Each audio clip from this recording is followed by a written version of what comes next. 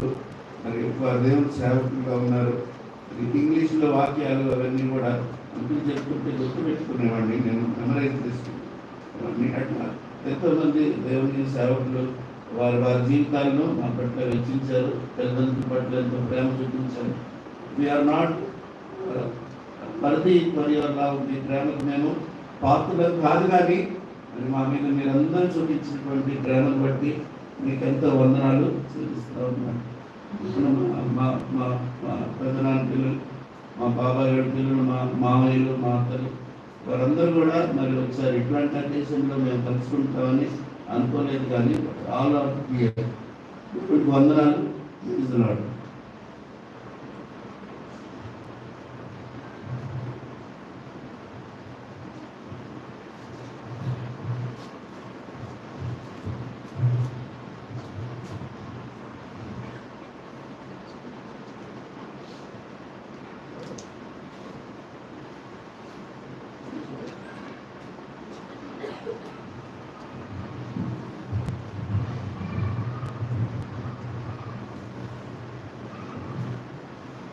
Praise lord.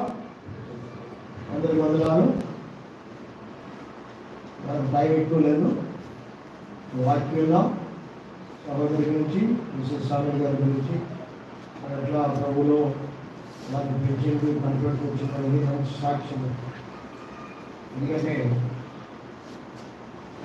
హేబెలు గురించి అతను బుద్ధినంది మాట్లాడుతున్నాడని ఎందుకు బదులుగా మనం 11:5 వచ్చాం, 4:5 వచ్చిన.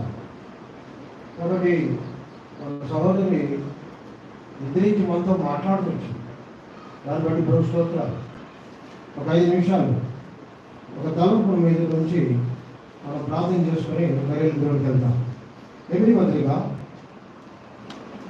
9వ అధ్యాయము 27వ వచనం. Hebrews chapter 9 verse 27.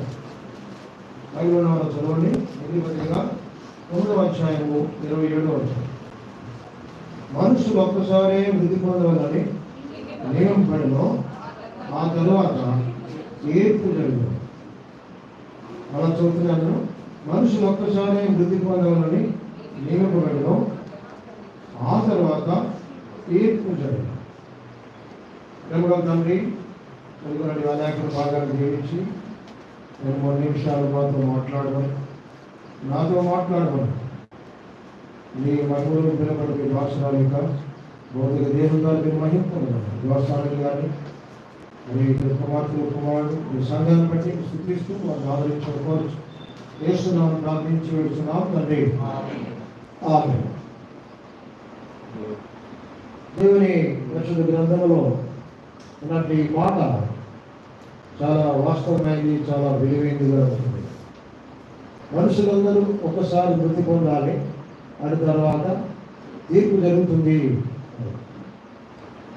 అదే సమయంలో ఇంగ్లీష్లో ఇంకా కొంచెం క్లారిటీ కనపడుతుంది. It is appointed for man wants to die after judgement. దాంట్లో ఏముందంటే మనుషులు ఒకసారి మృతి పొందాలని నియమించడమే కాకుండా death is the appointment of God అని అనుకుంటారు. నిజమే, మనుషులు ఒకసారి మృతి చెందాలనేది మాట వాస్తవమే, కానీ death is the appointment of God. ఈ సహోదరి, మన ప్రియ సహోదరి ఎంతో బాగా అనిపిస్తూ వచ్చింది.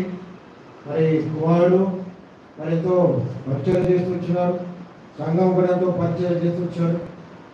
కోవిడ్ టైంలో ఆ సండే సామాన్యంగా ఫోన్ చేసి నన్ను రమ్మన్నారు. నేను వస్తాను, సిద్ధపడ్డాను. ఇంకా మీటింగ్ ఎక్కువ మంది కూడా ఉన్నారు, మీరు రావద్దన్నారు. సరే తెలుస్తాం ఉదయకాలం చెప్పి సహోదరి మిస్సెస్ సామల్ గారు ప్రభువులు బాగులు పెట్టుకున్నారు, మీరు రావాలని కోరుతానంటే నేను చాలా సంతోషించిన. తప్పగా వెళ్ళాలి, నేను వెళ్ళకపోయాను. ఆమె చనిపోయింది అంటే ప్రభుత్వం ఎదిరించింది, వెళ్ళి చూడాలా. మరి నేను ఎడ్యుకేషన్కి వచ్చాను అప్పుడు, కానీ మరి మళ్ళీ పరిచయం రాలేదు. చాలా సంతోషించిన. ఇలా తప్పగా వెళ్ళాలని నేను తొందరగా ఆరాధన ముగించుకొని ముద్ద తిని వెంటనే బయలుదేరి వచ్చాను. మంచి వాక్యం ఉంటే వచ్చాను, సాక్షి ఉంటే వచ్చాను. ఈ సమయంలో నేను 2-3 నిమిషాల్లో ఈ తలంపు మీద ఉంచాలని నేను కోరుతున్నాను. Death is the appointment of God అని చూస్తాను. మానవ అనేది దేవుని యొక్క అపాయింట్మెంట్.